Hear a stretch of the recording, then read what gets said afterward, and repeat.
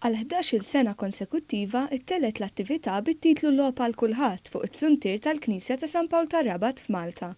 Attività maqsuma fuq ġimgħa li rattimijiet ta' tfal u żgħażagħ jikkompetu bejniethom. Is-Segretarju Parlamentari Silvio Xkembri sostna li attivitajiet bħal dawn jimpenjaw liż-żgħażagħ b'mod fiżiku u permezz hekk jibqgħu il-bogħod minn vizzji bħal dak tal-logħb.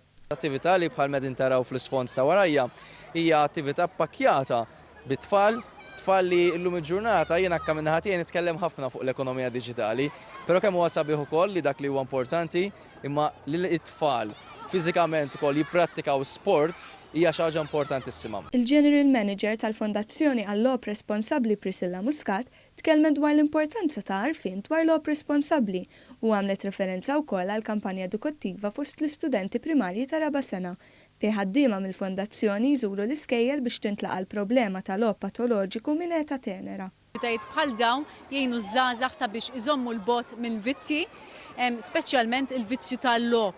Huwa mod alternattiv u nappoġġjaw bisħieħ inċentivi u attivitajiet ta' sports. Bħala fondazzjoni nixtiequ nappellaw bisħieħ illi forsi min qiegħed isegwina u jaf li għandu problema tal-logħob hija importanti ħafna jċemplinna fuq il-helpline tagħna il-1777 sabiex isib lajnuna meħtieġa.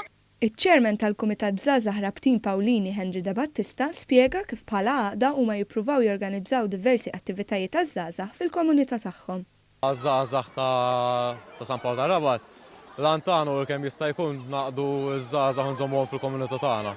Allura dejjem nippruvaw noħorġu b'xi idejat attivitajiet biex dejjem nżommu ż-żgħażagħ minn vizzi oħra.